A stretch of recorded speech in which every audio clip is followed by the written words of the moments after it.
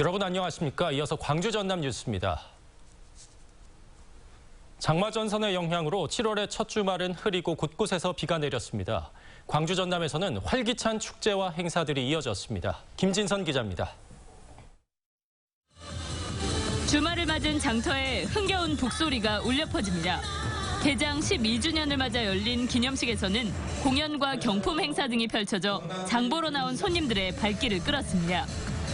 시장 한편에서는 어머니들이 직접 기르고 수확한 농산물을 들고 나와 시골의 정을 담뿍 담아냅니다. 직접 텃밭에서 기른 야채, 그리고 바다에서 캔 바지락 등 어머니들이 직접 가지고 나온 상품을 볼 수 있고 정겨움을 느껴가지고 엄마가 읽어준 동화에 맞춰 색색깔 물감을 풀어넣는 아이들. 아이들의 눈으로 본 상상 속 동화의 세계가 대형 캔버스 위에 펼쳐집니다. 손으로 만지고 만들고 직접 들어가 체험해보는 피크닉에 어린 감각들이 한껏 깨어납니다. 솔직히 애들이 직접 보고 만지고 뛰노는 게 제일 좋은데요. 여기는 너무 그럴 만한 공간들이 많아서 저는 최고로 좋은 것 같아요. 옛 철도 관사마을에서는 축제의 장이 펼쳐졌습니다. 지금은 보기 힘든 일본식 다다미방이 공개되고 다양한 체험과 볼거리가 눈길을 사로잡습니다. 일제강점기 철도 직원들의 주거 공간이었던 관사를 보존하고 관광 자원화하기 위한 이색축제에 관광객들의 발길이 이어졌습니다. 친정이 이렇게 놀러 온 김에 철도 마을 축제로 인해서 일본 다다미방도 구경하면서 아이들과 함께 옛날 가옥의 모습도 볼 수 있어서 참 좋았던 것 같습니다. 일요일인 내일도 광주와 전남에는 장마 전선의 영향으로 5에서 40mm의 비가 내리겠습니다. MBC 뉴스 김진선입니다. 목포에는 지어진 지 100여 년이 넘는 건축물들을 비롯해 수많은 근대 문화유산들이 있는데요. 그동안 일제 잔재라는 이유로 외면받아 왔지만 최근 이러한 근대 문화유산들이 재조명을 받고 있습니다. 김양훈 기자가 취재했습니다. 1890년대 개항한 목포는 아직도 수많은 근대 문화유산들이 남아 있습니다. 격자형 근대 도시 계획을 적용한 원도심 도로, 일제 수탈의 상징인 구 동양척식 회사 건물과 오거리 문화센터로 활용되는 동본원사 등이 대표적입니다. 다른 어느 도시에도 없는 것이 목포에 있다. 저는 목포는 관광의 도시로서 근대 문화 유산의 관광 도시로서 굉장히 큰 가치가 있을 거라 생각합니다. 하지만 수십 년 동안 개인 소유의 근대 문화유산은 보존은커녕 방치되거나 훼손됐습니다. 사적과 등록문화재 등으로 지정된 근대 문화유산은 전체의 30%에 불과합니다. 일제 역사의 흔적이 많은 목포를 찾는 관광객들이 늘자 최근 근대 건축물을 보존, 복원하려는 움직임이 활발해지고 있습니다. 일본식 게스트하우스를 짓고 근대 건축 유산을 연결해 근대사의 아픔을 기억할 수 있는 거리 만들기가 추진되고 있습니다. 또 근대 역사문화유산 데이터베이스 구축과 장기적인 활용 방안 마련도 준비되고 있습니다. 건축자산진흥에 관한 법률에 의거하는 근대 문화유산 진흥구역을 설정을 하고 해당 구역을 종합적으로 체계적으로 관리할. 일제 수탈의 역사와 저항의 역사가 동시에 살아있는 역사문화유산들의 관광 자원화 사업이 시작되고 있습니다. MBC 뉴스 김양훈입니다. 도내 공공체육시설에 설치된 우레탄 트랙과 인조잔디 42곳에서 유해 성분이 검출됐습니다.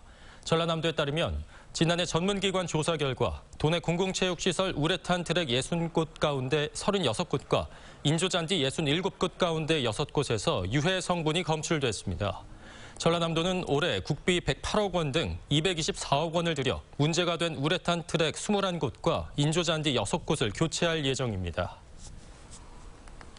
중소상인들 반발에 부딪혀 주춤한 상태인 광주 신세계 복합 쇼핑몰 사업과 어등산 사업과 관련해 윤장현 시장이 추진 의지를 밝혔습니다. 윤 시장은 최근 기자들과 만나 호텔과 공항은 도시 국제화에 필요한 인프라라며 자치단체마다 다른 상황을 정부에 설명하고 설득해 나가겠다고 말했습니다. 광주시의 인허가를 앞둔 신세계 복합 쇼핑몰의 경우 신세계가 중소상인 상생 방안 보완책을 마련하는 단계에 있고 광주시가 새 사업자 공모를 앞두고 있는 어등산 관광단지 개발의 경우 중소상인들 반발에 부딪혀 있는 상황입니다. 세월호 현장수습본부는 지난 28일부터 세월호 화물칸에 적재된 차량의 반출 작업을 시작해 사흘 동안 승용차 25대를 꺼냈다고 밝혔습니다.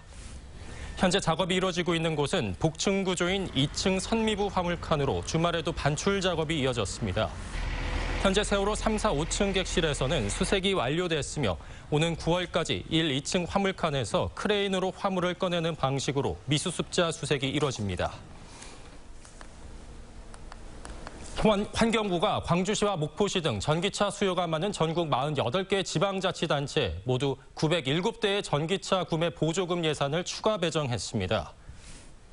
해당 지역에서 보조금 지원을 원하는 전기차 구매자는 다음 달까지 자동차 판매 대리점을 방문해 계약을 체결하고 보조금 신청서를 작성하면 됩니다.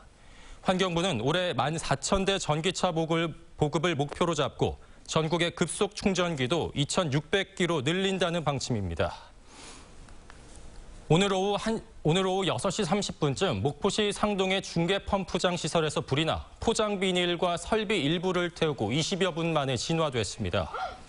경찰과 소방당국은 산소 용접기를 이용해 설비 교체 작업을 했다는 관계자의 진술에 따라 남아있던 불씨가 설비를 덮어놓은 비닐로 번진 것으로 보고 정확한 화재 원인을 조사하고 있습니다.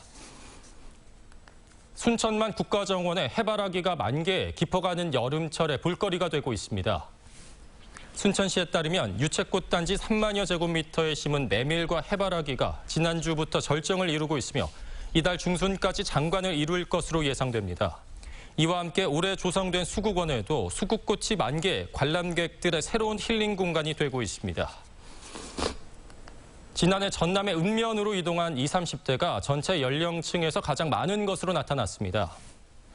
통계청이 발표한 2016년 기준 귀농어 귀촌인 통계에 따르면 지난해 전남의 귀촌인은 35,600여 명, 이 가운데 20, 30대가 17,000여 명으로 47.9%를 차지했습니다. 가구주의 연령대에서도 30대가 6,600여 명으로 가장 많아 전체 귀촌 가구 10명 중 4명은 20, 30대 젊은 가장인 것으로 분석됐습니다. 장흥 토요 야시장 등 전국 야시장과 골목 상권 9곳이 행정자치부의 활성화 사업 대상지로 선정됐습니다. 야시장은 장흥 토요 야시장을 비롯해 경남과 대구, 춘천 등 4곳, 골목 상권은 강진군과 전북 남원시 등 5곳이 선정됐으며 행정자치부가 사업비 45억 원을 지원해 내년 상반기에 문을 열게 됩니다. 전남지방경찰청은 7월 한 달 동안 개인 소지 총기류 일제 점검을 벌입니다. 점검 대상은 소지 허가된 권총과 엽총, 마취총 등 9,800정으로 총기 소지자가 가까운 경찰서나 지구대를 직접 방문해 점검을 받아야 합니다. 일제 점검 대상자가 정당한 사유 없이 점검을 기피할 경우 총기류는 영치되고 3년 이하의 징역 또는 700만 원 이하의 벌금에 처해집니다.